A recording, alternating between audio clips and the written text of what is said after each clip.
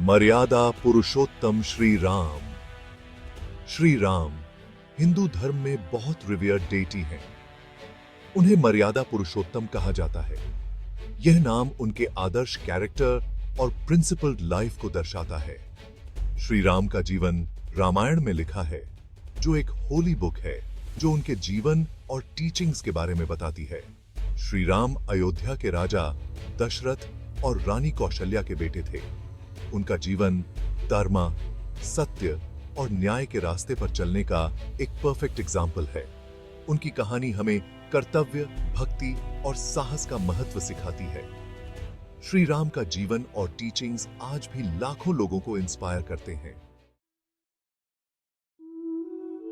अयोध्या में श्री राम का जन्म। त्रेता युग में अयोध्या नगरी में राजा दशरथ रूल करते थे। रानी कौशल्या, रानी सुमित्रा और रानी कैकेयी उनकी 3 वाइव्स थीं। राजा दशरथ को बेटा चाहिए था। महर्षि वशिष्ठ के आशीर्वाद से पुत्रेष्टि यज्ञ हुआ।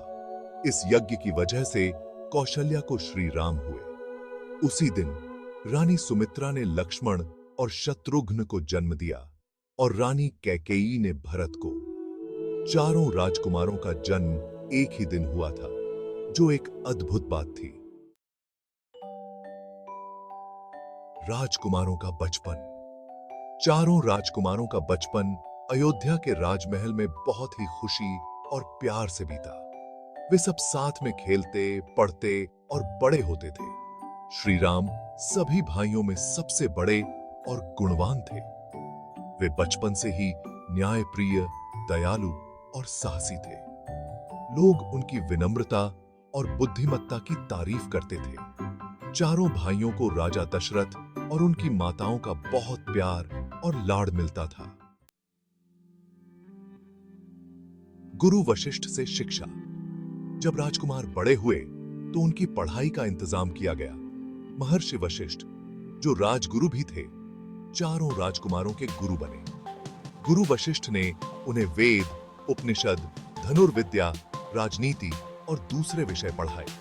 श्री राम अपनी बुद्धिमत्ता, एकाग्रता और जिज्ञासा की वजह से जल्दी ही पढ़ाई में आगे निकल गए। उन्हें धनुर्विद्या में बहुत इंटरेस्ट था। गुरु वशिष्ठ ने उन्हें दिव्यास्त्रों का भी ज्ञान दिया। श्री राम के आदर्श गुण।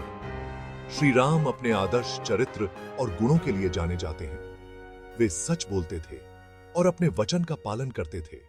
वे बहुत धार्मिक थे। वे अपने माता पिता, गुरुजनों और बड़ों का बहुत सम्मान करते थे।